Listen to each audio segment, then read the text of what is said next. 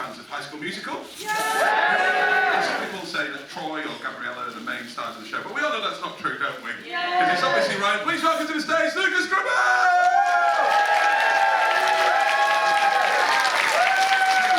If you want to lie down, feel free. There we go. Always the star. Always the star. Lucas, thank you so much. Thank you for being here. Thank you so much for having me. Hey, everybody. Come on in, come on in. We've got latecomers, but it's okay. Yeah. Hello. We're all in this together. Come on. Yeah. Don't stick to the status quo or anything, you know. We gotta break free and find what we're looking for and keep our heads in the game.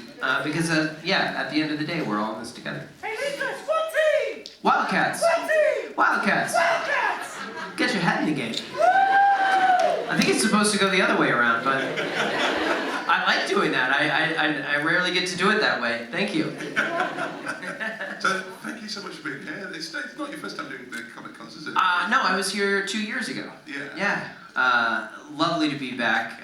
Liverpool is such a fun city full of amazing people. You guys are so kind, so lovely. Everyone has just been just so joyful. It's just like warm and sunny, even though it's not outside. It's Britain. Yeah, exactly. Very cold, very wet. It's autumn, stroke winter, so but like we're welcoming and warm, aren't we? We are, aren't we? Yeah! So, in this again. I'm loving this already. Thank God I've had loads of coffee this morning. It's just like, I'm up on your level as well. So what I'm going to do, I'll just have a very, very quick chat with Lucas, and then we'll open it up. Have people got questions ready, or so? Yeah. Yeah, of course you will. We'll do a quick preamble of how you got the role and how you got into it, and then into acting in general. How did you get into it all? So I grew up in a small town, well, outside of a small town in Missouri, and grew up doing theater. First time I was on stage, it was actually in a high school musical, but I was only 12 years old. The director of the play was like, for some reason, not you know, it was like a young role, and they were like, this role is too young for a high schooler, so we need to get an actual kid to play. It was The Secret Garden, and I put on a British accent. That was terrible. But yeah, as soon as the curtain came up, I was like, oh, this is it. I don't want to do anything else but this.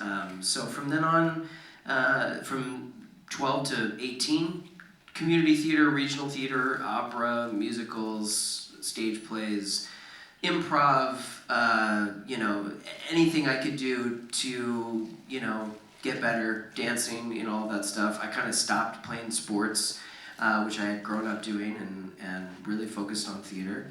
And then I went out to Los Angeles about the year before I graduated high school, in the summertime. And I was standing in line for a smoothie, and a guy came up to me and was like, "Hey kid, and how old are you?" I was like, okay. I'm 18. He's like, "You look like you're about 14. And I'm like, "Is that a good thing?" No. He ended up being great. He was like, oh, well, yeah, you've got to look. I've been in the film industry for 30 years. I know what people are looking for, and you are it. Have you ever thought about being an actor?" And I was like, yeah, that's why I'm here. I'm trying to meet people and see if I should move to Los Angeles or New York. And he was like, "Don't go to New York. Come here, graduate high school, and come back here, and we'll get you going." So, yeah, a year later I moved out, and he was my manager for 10 years. He and his partner came out of retirement, and so I was their only client for a long time. Which is just crazy. But then later, they started going back to my hometown and finding other people. I believe that they discovered Chapel Rowan. So you're welcome, Chapel. I'm kidding. I don't know if that's true or not, because I haven't talked to them in a while. But yeah, it's just she's from the same hometown. I went to the same high school as Brad Pitt. John Goodman went to college there. Tess Harper. Like, it's just a whole bunch of people from that area, which is just crazy. So yeah. Something in the water. Yeah, I guess so.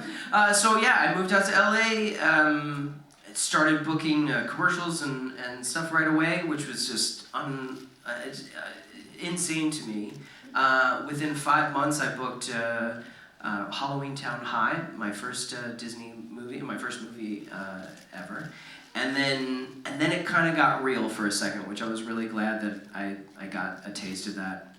You know, I had to go back to work at Blockbuster. I don't know if you guys know what Blockbuster is, but I actually was working behind the counter and a kid came up to me and was like pointing to Halloween Town and he's like, "You look like the kid from Halloween Town," because I was on the cover.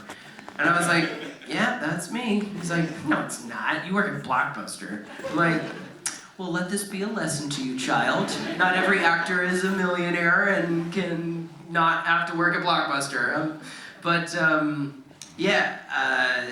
Soon, well, a couple of years later, I got the audition for untitled Disney High School Musical project. And I was like, I told my friends, and they were like, "Oh, you're such a theater guy, like you're totally gonna get this." And I was like, "No, I'm not, like I don't even know. It's probably not gonna be anything. I've already done a Disney Channel movie, and look what happened, I'm back at work at Blockbuster." And we went in, it was a theater-like, almost Broadway-like audition. For the second callbacks, we were all, there was like, I don't know, 70 people in one big room. We learned big dances, and we went in 2 by 2. And when I auditioned with Ashley, she gave me notes, just as Sharpay would do. And I smiled, though I hated it through it, and I feel like that dynamic is what Kenny Ortega saw and was like, "That's Ryan and Sharpay." I remember thinking, like, because it was weeks, if not months after the audition, and I was like, "Oh, I didn't get it." And I got the call, and I was like, "Oh, wow, okay, quitting Blockbuster, even if I have to go back to work somewhere else, I'm not gonna go back there." And we showed up for the first recording session and to record the music. And I was like, "Please don't let it be that girl who gave me notes." And she came in with her dog in a purse and her mom. And I was like, "Aren't you like 19? And she's like, "Yeah, I don't drive. My mom drives me everywhere." I'm like, this is gonna be fun. I always say this, that Mr. Rogers said that you can learn to love anyone once you hear their story. And I love Ashley. She's my sister, and through the years of working together and everything, like it's amazing. Once I knew where she came from and everything, like she's a beautiful person and I love her to death. So it's always good though to have a starting point to see where you've come from. So yeah. Now you're doing this, and there is no Blockbuster, so you have to keep. Yeah. There is no Blockbuster anymore. But you enjoyed it. Like last night, you were hosting the after party as well. Yeah. Sort of at 11. So. Yeah. That was so much fun. Did anybody go to the after party last night? Don't forget it. Yeah, thank you so much for coming. I was not expecting that energy and the craziness, but that is what I love so much about being a part of High School Musical. This many years later, I just keep thinking that it's gonna fizzle out and die. And when I walk on a stage and play songs from High School Musical and everyone is singing every word and dancing to it and knowing all the lyrics and the choreography, it just blows my mind, and it speaks to the beauty of you guys. You have kept it alive all of these years, and I just couldn't be more grateful. From the little kid who was just in a High School Musical when he was 12, I can't tell you how much it means to me that this many years later the movie is still being celebrated and loved. So thank you. Thank you very much. It's great seeing I do quizzes, and it's for the university students, and every year I think, maybe I won't put any High School Musical questions in, well, and if I don't, they want them. So is it nice seeing like new fans coming through and everything like that? Yeah, it's amazing. I mean, I've had a lot of people come up to the table here at the convention and many other conventions being like, oh, I loved the movie when I was younger, and now my child here, I've been raising them on it, and to see that the next generation is adopting it and loving it and cherishing it as well is just, again, it's mind-blowing. Every time I think High School Musical isn't going to surprise me, it surprises me yet again. You know, I just kept, even, you know, I think back to the beginning of like, oh, my voice teacher called me and was like, oh, you have like 3 songs on the top 10 of iTunes. And I was like, no, we don't. And then like, oh, you're gonna go do Good Morning America. No, okay, well it's gonna be this one weekend and then it's gonna end. And then it's just another movie, a concert tour, a stadium tour in South America, another movie, you know, it just keeps going and going. So it's amazing. It's fantastic. Thank you so much for giving everything to everybody. And what we're going to do now is open it up to everybody. Has anyone got any questions? Have you got any questions? Put your hands up. The acoustics are good in here, so if you can give us your name and then what your question is, we'll start at the front and we'll go up that way in the round. So start here. Hi, I'm Lily. I was just wondering, if you didn't get Ryan, who would you choose to play High School Musical? Oh, if I didn't get Ryan, who would I? I originally auditioned for Troy, and I got a call back, and when I met Kenny Ortega, the director, he was like, oh, you're amazing, but you're not Troy. You're Ryan. And I was like, oh. He's like, go outside, learn these sides, come back in. Glad that he did. I don't know. Miss Darbus? She and Allison, who played Miss Darbus, is just one of the best people in the world, and she really brought so much to that character. And yeah, I mean, I guess I would be Mr. Darbus or Mrs. Darbus. Who cares? Yeah, I would do it. Yeah, it's a great role. That's your question. Let's just start in the front. We'll go there and then behind you. Yeah. Okay, hi, I'm Lauren from Australia. Nice to meet you. I just had a question. If you could do any West End or Broadway show, what would you do and what role would you love to play? That is a good question. All of them? No, actually, I'm a bit picky. I have been dreaming of going on stage in the West End and Broadway my entire life.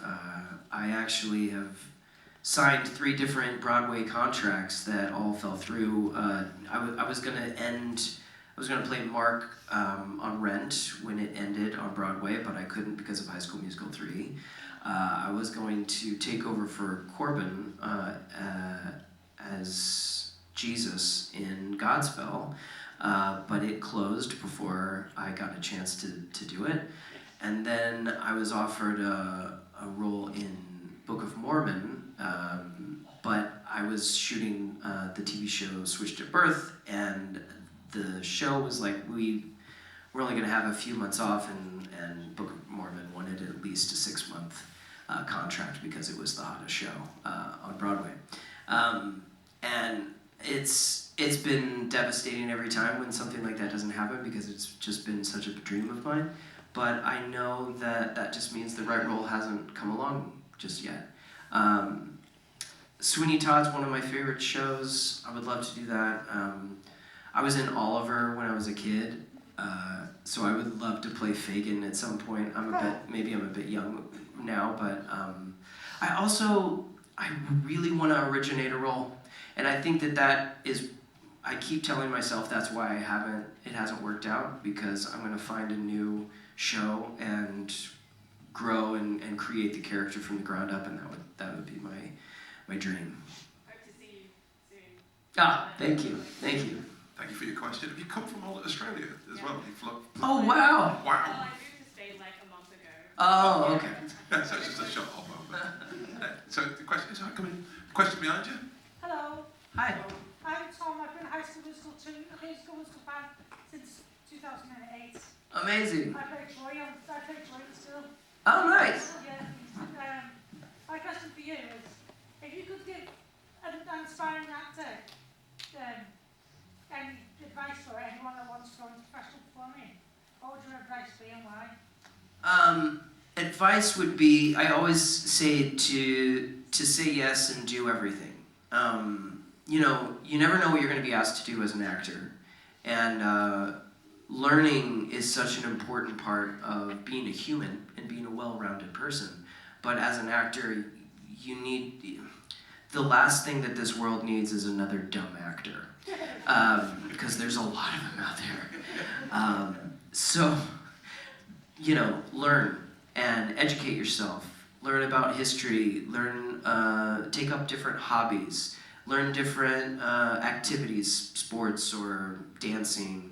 Dancing's huge. Movement is something that, even if you're not dancing in a scene, a lot of times you're on a movie set and there's stands here and you know, giant panels here and lights and everything and people, and it doesn't look like it when you're watching from home, but it's an obstacle course to walk through and to make it look natural and not, you know, hit the camera or hit someone else or a crew member or something like that. So being aware of your surroundings and your body is always an important thing. So, and yeah, the more things that you know how to do, the easier it is to learn something new on the spot on set. I've been asked, you know, oh hey, can you do this thing? And I'm like, no, but I'll try. And be willing to do that. That's I think is a really important thing.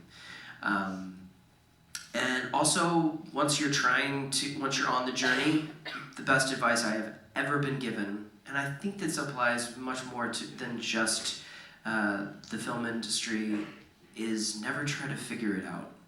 If you're an artist and you're struggling or you're striving to get to somewhere, you don't know the how and the why. You may know the what. I want this. But if you try to figure out how it's going to happen or why it's going to happen or how it didn't happen or why it didn't happen, you will cause yourself so much extra anxiety and you'll drive yourself insane. And the person next to you that is dumber or uglier or meaner will often get the job over you. And you wasting your time trying to figure that out is just going to hurt you, not hurt anyone else. So wake up every day, do something, make it, create something, work towards that, learn something, and then put your hands up and let the world just continue rotating, because that's what it's going to do anyway. Thank you. Thank you for your question. More questions? We'll go there and then there. Hi, so I'm James, and yeah, I always love that story about how after you finished high school, how you finished your Halloween high, you went back to work at Blockbuster, because as a trained actor who did 6 years of acting in university, graduated last year, and is still struggling to find an agent at the moment, I've seen a lot of my classmates who also want to get into the industry have decided it's not working for them and have tried to pursue other careers. Continuing on from the last question, what's your advice for actors who have trained for so long but struggle to get a big break and decide to think of another career to pursue? What would your advice be for them? Well, look, I've known people who refuse to give up, and no matter what, will just push through and work the side jobs just so that they can scrape by, pay their bills, and hope and pray that someday something's going to happen. And I've also seen people say, you know what, it's not working, I gotta switch gears and change. And both of them, in circumstances, live happy lives. So there isn't a right way and a wrong way. I'll say that. Again, don't try to figure it out.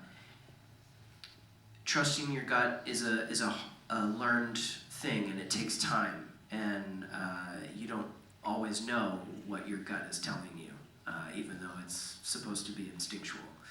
But I would say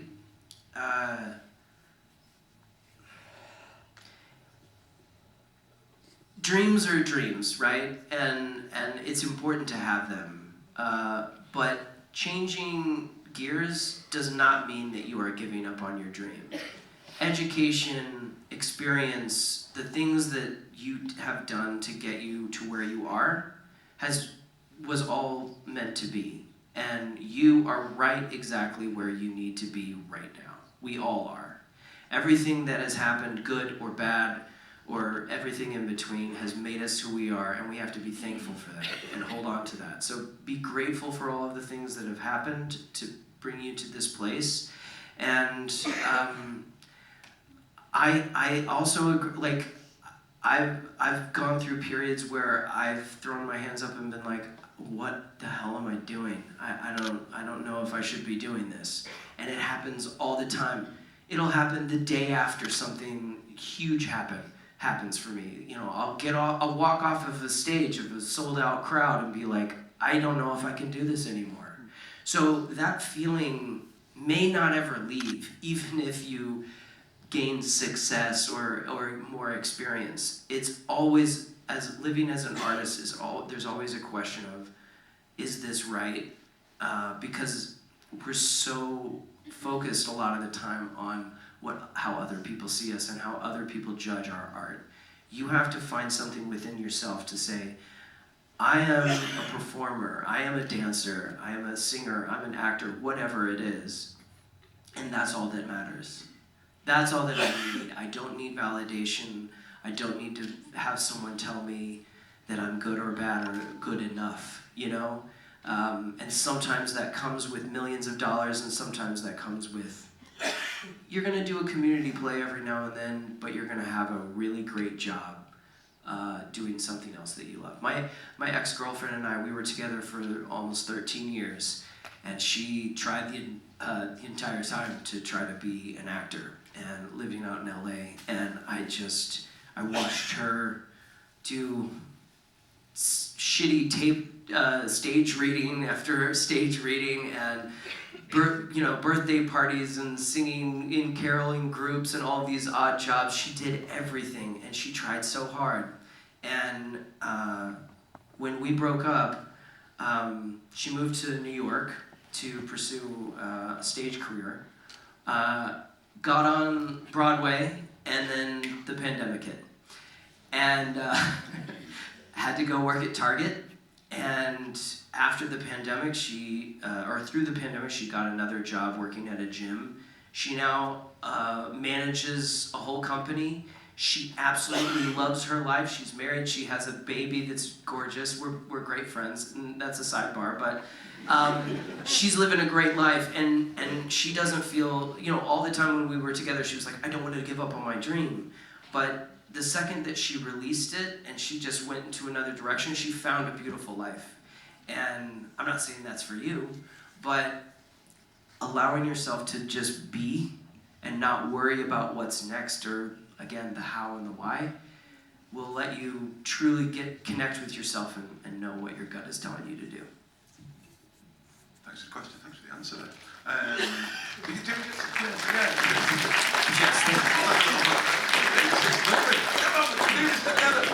Did you ever get time to just take a breath and have fun in the moment as well? It's sort of, I think that's one of the things sometimes people are striving to be actors and stuff like that, and do the thing and don't have time to have fun while they're doing it. Yeah, it was really difficult to do that during the High School Musical movies. Afterwards, there were definitely moments, but luckily, we're blessed with these people in our lives that if you don't pay attention, they're always right around us, but if you don't pay attention, you'll miss it. Chucky Claypow, one of my best friends, one of the choreographers from the movies, when we were on tour, this was like, all day long, people were just telling us how amazing we were. And strangers and professionals and family and friends and everything, and when that happens to you, some people take it differently. I rejected it. I was like, no, this can't be real. We can't be that great. Come on. This is a cheesy movie, come on, whatever. Other people were like, oh, yeah, I'm amazing. And Zach is amazing.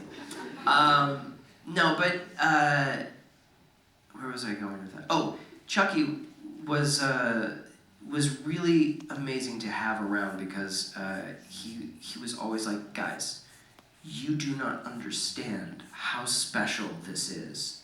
People work their whole lives playing shitty gig after shitty gig with bars and you know, theaters and stuff, working their way up to playing arenas and stadiums. We played a stadium in Sao Paulo, Brazil that was almost 100,000 people. Like, I get emotional just thinking about it. I will never forget that night. Oh, it was amazing. But so great to have him there because he was like, take mental photos. Remember this. Cherish this because this will never happen again. Sorry, but yeah, I do cherish those moments, and I do realize how special they were.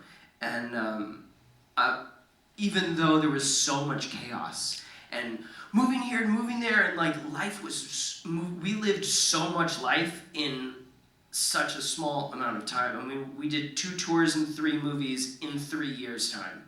And so there was never, and constantly flying around the world doing press junkets and all kinds of things. So yeah, it was very saturated. But yeah, taking those moments, at the time, it was just for photographs, for my head.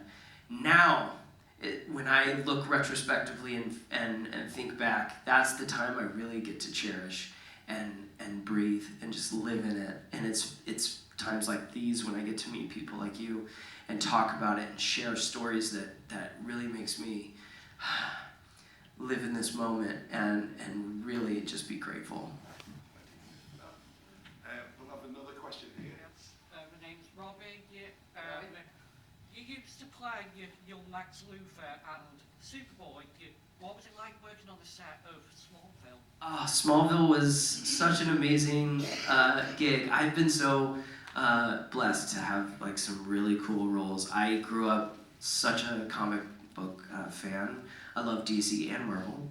I know it's sacrilege, but yeah, Superman was, you know, obviously it's iconic.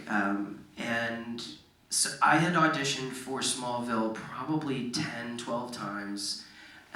Didn't get any of them, obviously. And I was like, man, I really want to get on the show. And I finally came in, auditioned for Lex Luthor, and I had just done High School Musical 2, and I was just on High School Musical 1, I let my hair grow out. And it was like the longest I'd ever had my hair, and they were like, okay, we actually want you to be Lex Luthor, but you're gonna have to shave your head. And I was like, really? Such a whiny actor. You're given the role of a lifetime. Really? But I was like, you idiot. Yes, shave your head. And I actually loved it. It was great.